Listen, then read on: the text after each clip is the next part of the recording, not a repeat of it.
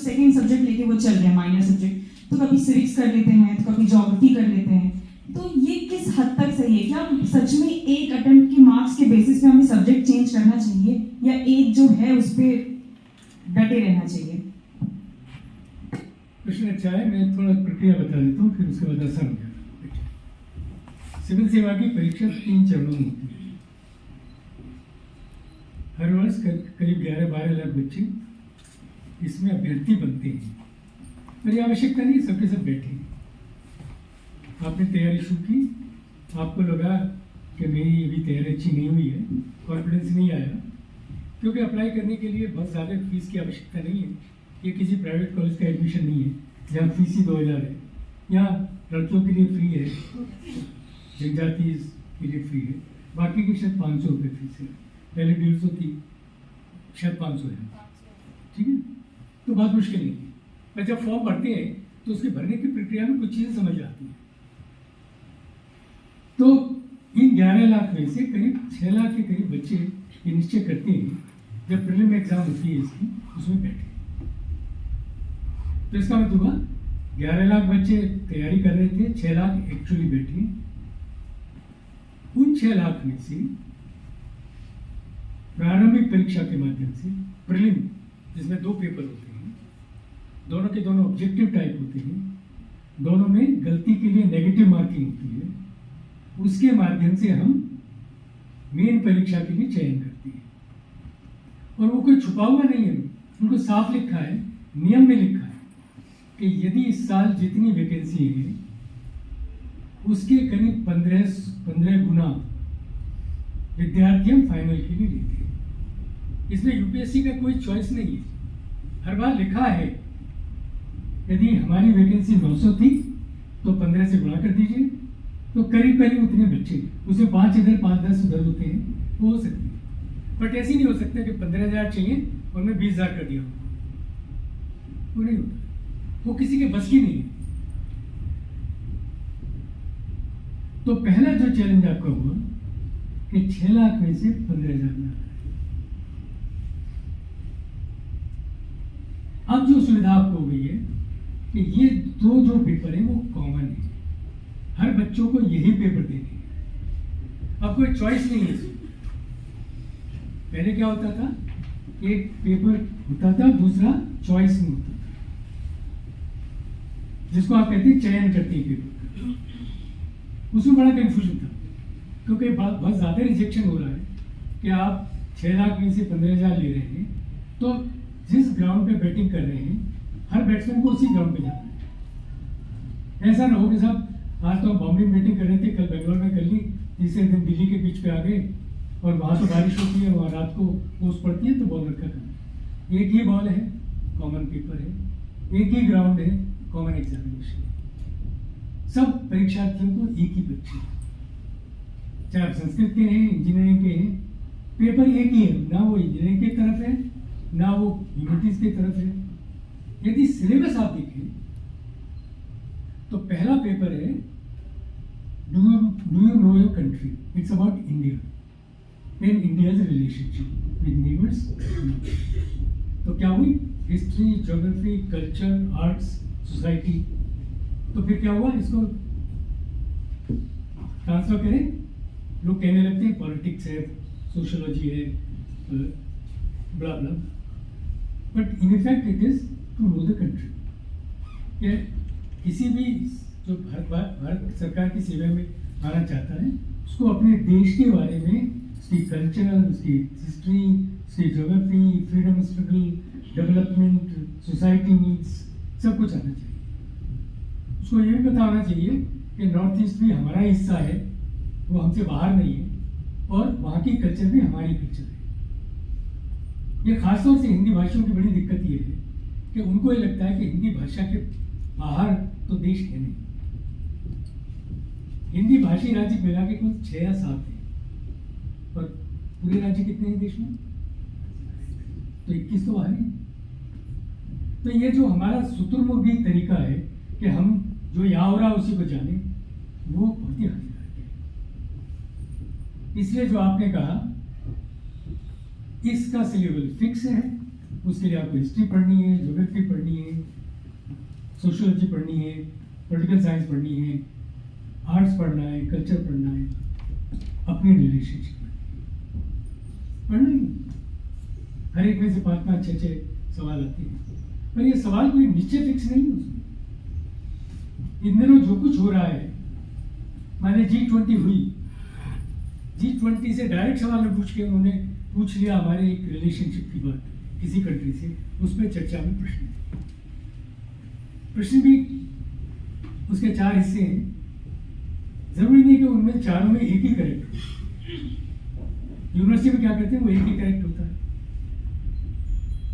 आप में से क्योंकि इंजीनियरिंग का तो कोई विद्यार्थी है नहीं यहाँ पे, जब IIT JEE में बैठते हैं तो उसका पेपर लोग कहते हैं सबसे मुश्किल होता है। क्यों होता है कि इस प्रीलिम एग्जाम में वो एक की जगह 3 सवाल पूछते हैं। 4 ऑप्शन में वो कहेंगे इनको बताओ, पहला सही है, दूसरा उसके बाद सही है, तीसरा उसके बाद सही, चौथा उसके बाद सही। तो ग्रेड करिए इनको। आप एलिमिनेट तो कर सकते हो, पर ग्रेड तभी कर पाओगे जब आपने उसको पढ़ा हो। यूनिवर्सिटी की कई परीक्षाओं में लिखा होता है कि नन ऑफ द अबव, चौथा ऑप्शन यही होता है। इस तरह का प्रश्न नहीं होता। कभी वो पूछते हैं कि इनमें से दो कौन से सही है। एक पूछते हैं पहला कौन सा सही है, दूसरे में कौन सा फिल इन द ब्लैंक है। तो this permutation combinations of asking question has to be understood and syllabus has to be covered thoroughly by understanding. As paper is never repeated, it is the same subject. तो कुछ तो नया होगा इसमें, और वो नया वही होगा जो आप सोच सकते हो। If you challenge yourself beyond that question, उसकी प्रैक्टिस आपको करनी है। आप उसको कर लेंगे, कई बार आप घर आके उस सवाल को कर सकते हैं, but when you are sitting in the examination, there is a tremendous pressure, और उस वक्त आपको जरूरी है कि वो आंसर आए, इसीलिए उसकी बार बार तैयारी करनी। Repetitiveness of preparation to cover the syllabi, to understand the nuances so that you can answer them accordingly.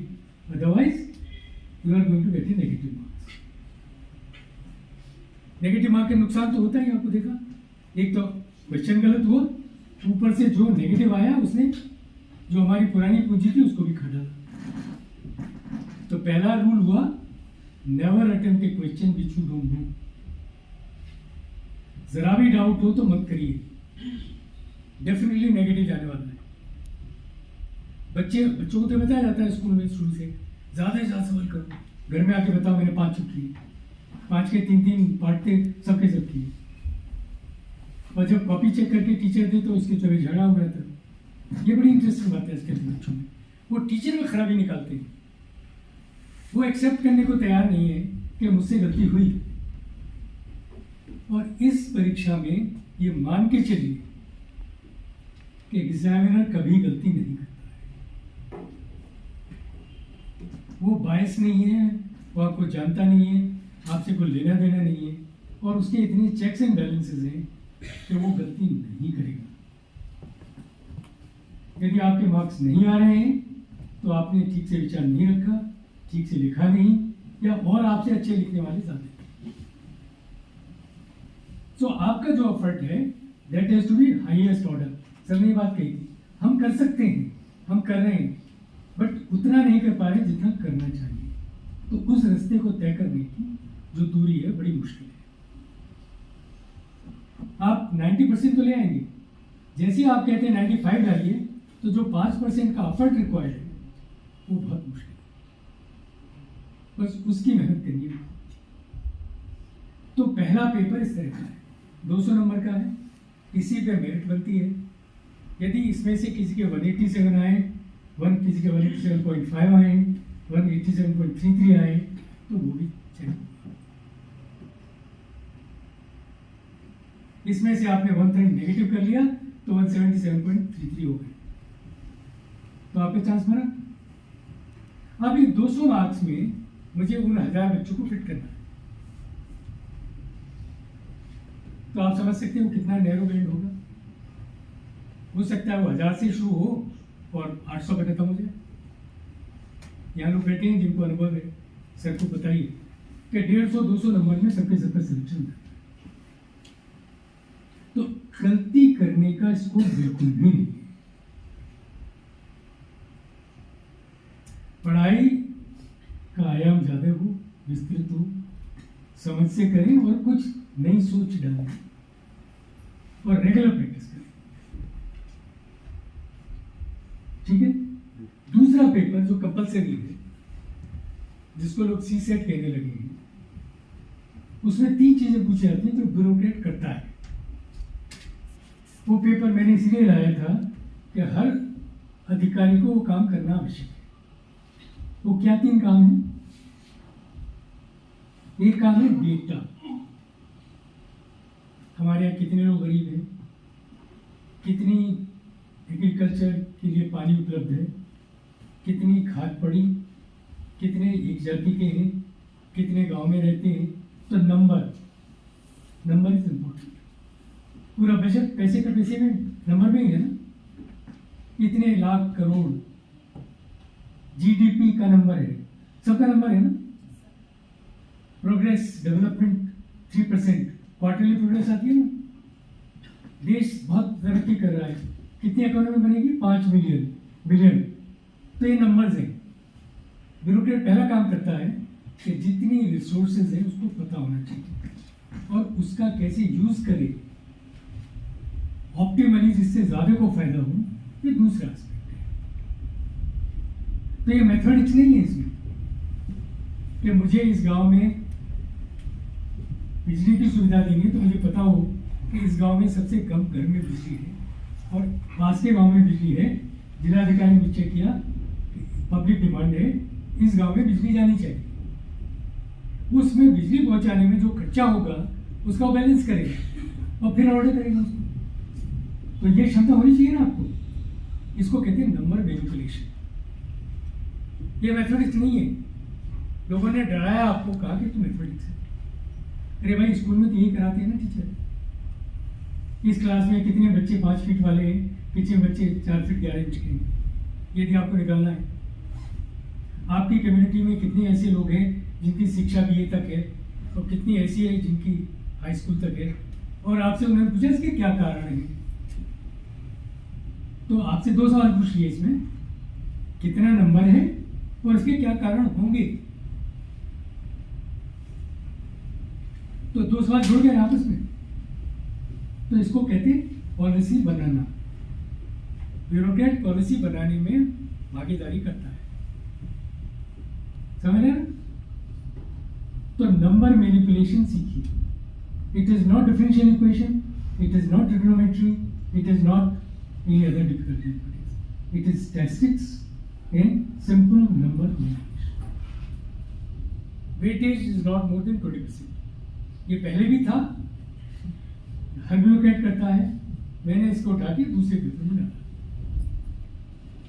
इसमें कुछ भी सवाल हो सकता है, स्ट्रेस का हो सकता है या किसी से जोड़ के पूछ सकते हैं। दूसरा क्या है, क्या करते हैं ब्यूरोक्रेट ऑफिस में? उसे मिलने ढेरों आंख लोग आती हैं, उसके बाद ढेरों फाइलें आती हैं। फाइलों में कोई लिखा होगा तो पढ़ना पड़ेगा ना उसको, या बिना पढ़े करेगा? वो ज्यादा नहीं कर सकता है कि अपने जूनियर को बुलाएगा अपने पास, कहेगा भाई बता दो क्या लिखा है, पर सुनेगा तो ना। तो क्या कहता है, चाहे वो पढ़ के करे, सुन के करे, उसको कॉम्प्रिहेंड करना है,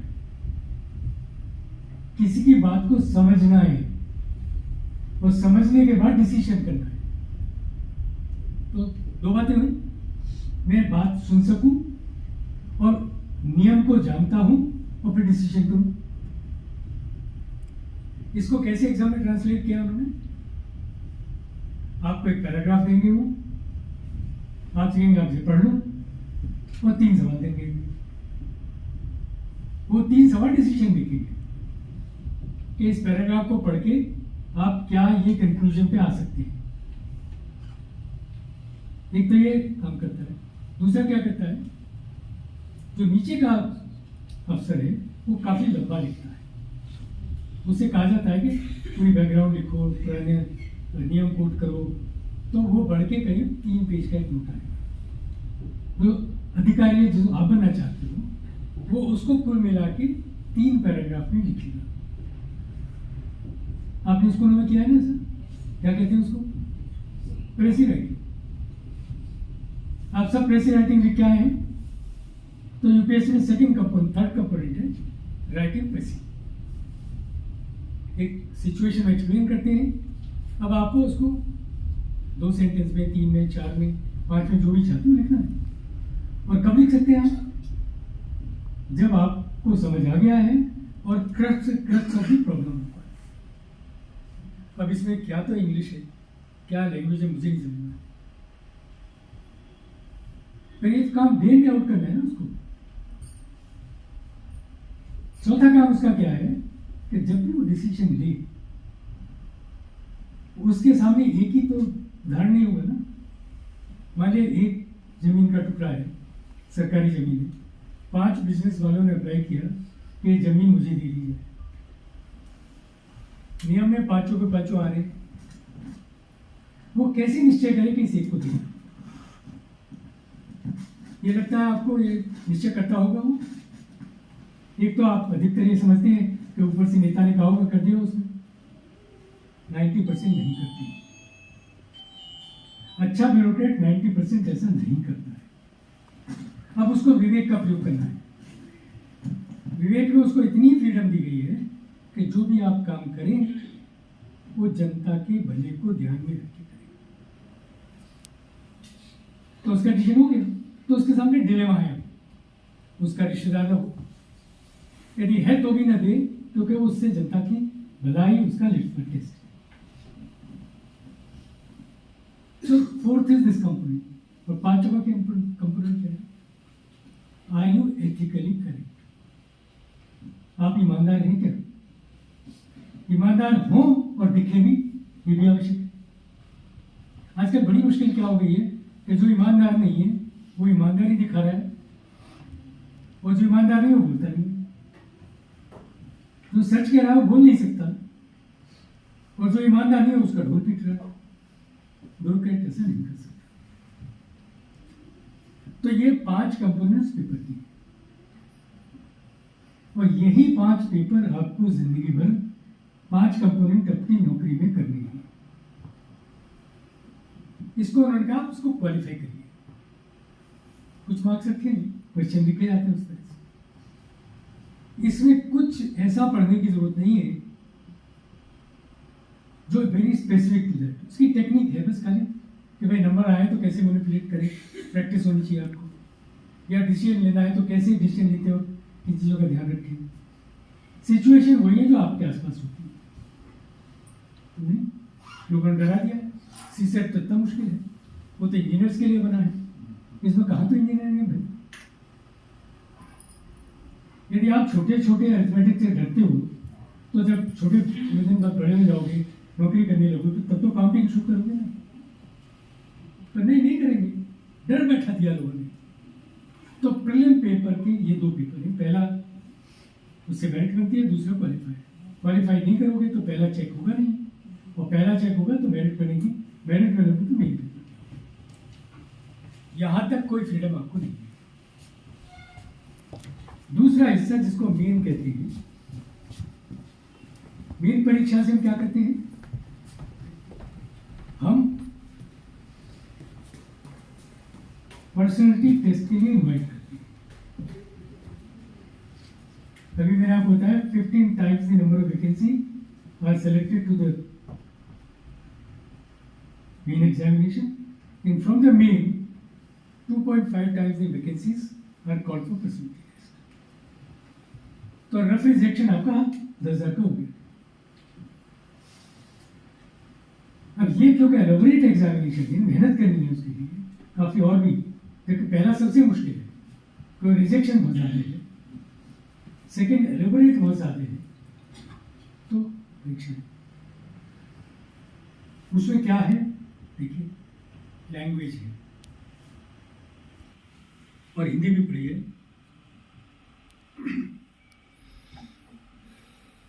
उसके लिए बहुत आसान है, बट आप करते नहीं उसको छोड़ देते हैं। तो पहला मूल मंत्र हुआ, अब जैसे आप ये कर रहे हैं, आप अपनी भाषा के पेपर क्वालिफाई कर लीजिए, इसमें कोई मुश्किल है नहीं।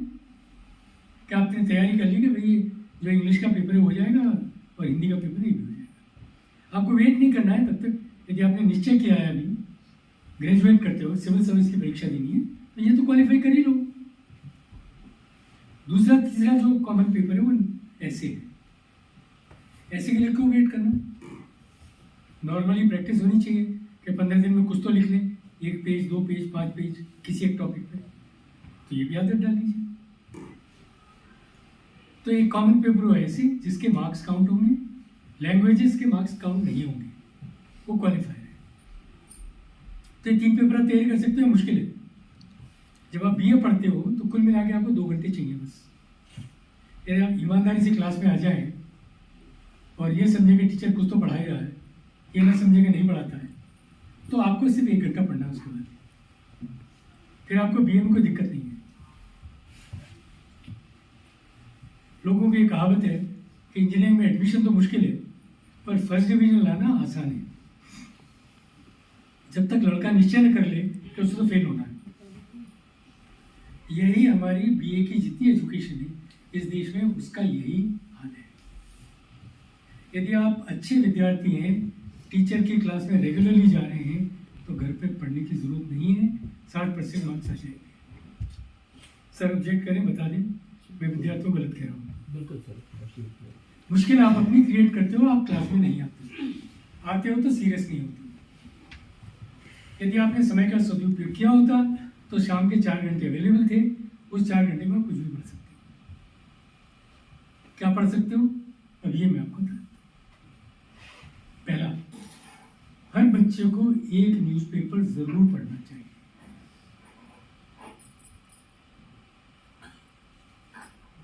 We learned in my time, my parents, that we read a newspaper at home every day. ये बात अलग है कि क्योंकि मुझे परीक्षा नहीं देनी है, पत्नी बैठी है, झूठ भी नहीं बोल सकता कि अब अखबार घर में नहीं आता। शायद जरूरत नहीं है, और तरीके इंटरेक्शन होता है। और जब चाहते हैं तो इनकी एक और भी शिकायत है कि सब जितने अखबारें उठा के रख लोगे, इनको पढ़ते रहोगे। That means there is a desire to know what is happening around. Jokes apart, बीच में जो छोटा मोटा tidbits है, but the fact remains, newspaper is the greatest source of information what is happening in this country, in the world. Every citizen of this country, boy and girl, must read a newspaper. उसका भी तरीका मैं हमेशा एक बताता हूँ। पहला page कभी मत पढ़िए। जहाँ पार्टी पॉलिटिक्स की बात है उसको हाथ मत लगाइए। जिसको वोट करना है कर दीजिए जाके, वो आपका अलग प्रक्रिया है। दुनिया देश में क्या डेवलपमेंट हो रहा है, इकोनॉमी कैसी जा रही है, कल्चर में क्या हो रहा है, साइंस में क्या हो रहा है, स्पोर्ट्स में क्या हो रहा है, ये सब ढेरों भरा पड़ा है। आपके बगल में कितना क्राइम हो रहा है, किस तरह का क्राइम हो रहा है, उसको समझिए। साइकिल चलाने में किन किन में दुर्घटना हो सकती है, समझिए। कितना पोल्यूशन देश में हो रहा है, समझिए। सस्टेनेबल डेवलपमेंट क्या होता है, इसको समझिए। आपको किताबें नहीं पढ़ना है। यदि आपने रेगुलर न्यूज़पेपर की आदत डाली, जब सिविल सेवा की तैयारी करने जाते हैं, सबके सब स्ट्रेंजली हिंदू पढ़ते हैं। हिंदू खबर का नाम सुना है? कितने लोगों का नाम सुना है हिंदू का? कितना देखा है? एक्चुअली देखा भी है? कभी उसकी लैंग्वेज देखी है? क्यों पढ़ना चाहते हो भैया, इतनी मुश्किल नहीं है। कोई भी पेपर पढ़ो। The newspaper is a source of information. 2 पढ़ोगे तो 2 अलग अलग मिल जाएंगे इंफॉर्मेशन, और आपको सोचने का अच्छा तरीका मिलेगा। Don't consider newspaper to guide you to make your thinking. It's a piece of information based on your learning, you transform knowledge. इसी तरह से फोर्टनाइटली मैगजीन्स आती हैं। पहले जमाने में हम जब घर में थे तो हिंदी की मैगजीन घर में आती थी। बचपन से नंदन, पराग, क्या क्या नहीं आता, और जिस तरह लिखा जाता था उससे नए शब्द पता लगते थे। अब तो नए शब्द ही नहीं देंगे। आप ऐसे कितने लोग हैं किसी ने हिंदी की मैगजीन पढ़ी है रिसेंटली? आप सभी हिंदी भाषी यहाँ पे, सभी हिंदी भाषी हैं? किसी ने कोई हिंदी मैगजीन पढ़ी है लास्ट 15 दिन में? नहीं पढ़ी है। तो आपको हिंदी कैसे आएगी? किसी डिबेट में चर्चा नहीं है इस बात की। इंग्लिश की कौन सी मैगजीन आपने पढ़ी है लास्ट 15 दिन में? करते क्या है? How do pass your time?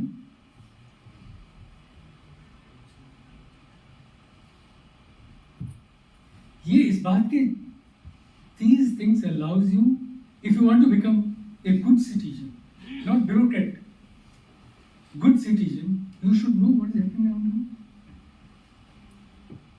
India today carries every 3 months in analysis which state is doing better. और उसके 15 पैरामीटर हैं, आपने सुने भी नहीं होंगे। जब सिविल सेवा की तैयारी करेंगे तो रटने बैठेंगे।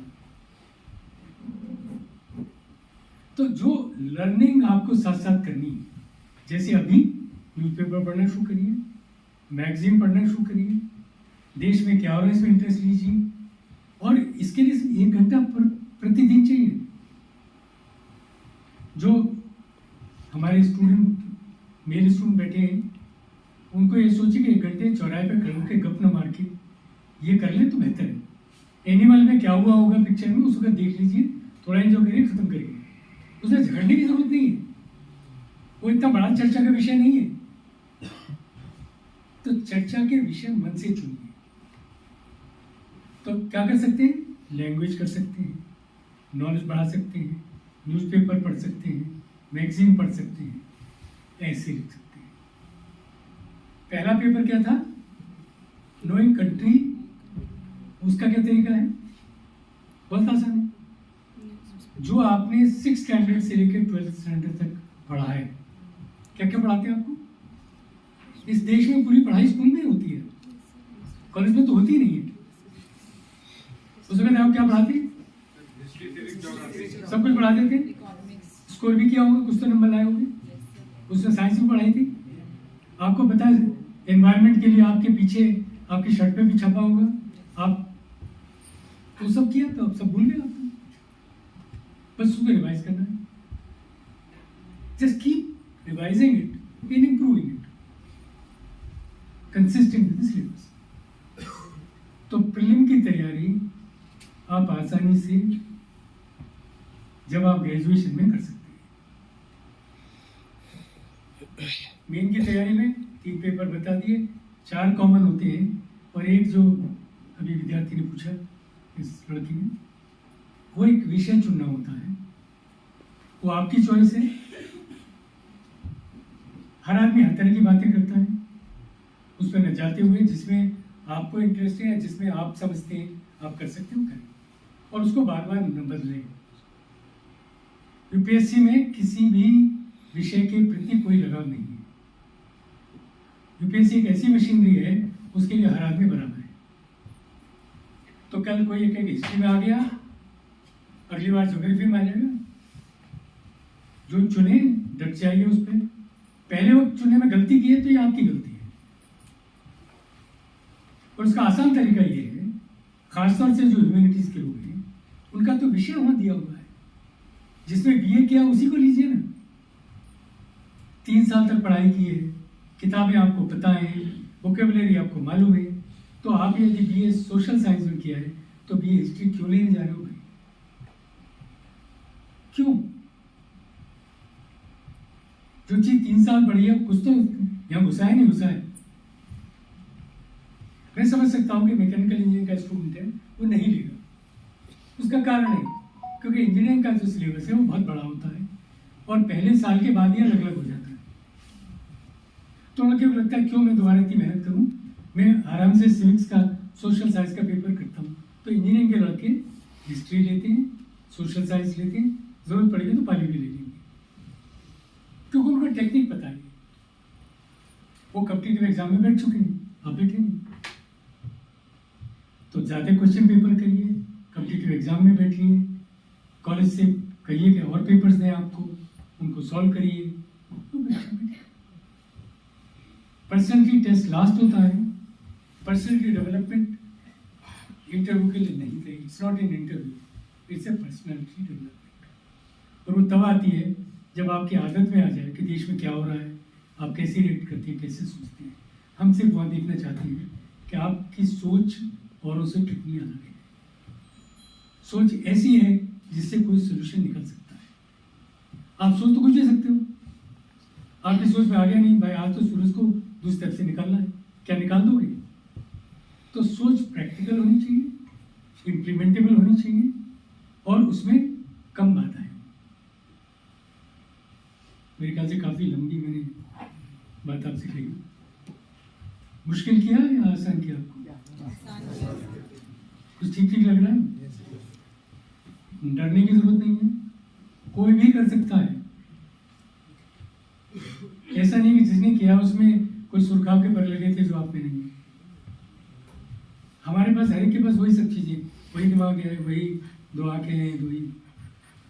तो मेहनत अलग लगे, कॉम्प्रिहेंशन अलग लगे। ऐसे विद्यार्थी भी हैं जो एक बार पढ़ने में, एक चीज़ को पढ़ने में 5 समय लगाते हैं। एक विद्यार्थी है जो अच्छे कंसंट्रेशन से पढ़ता है, वो एक ही बार पढ़ लेता है। तो सक्सेस फेलियर में मेहनत और लगन ही इम्पोर्टेंट है। Thank you very much.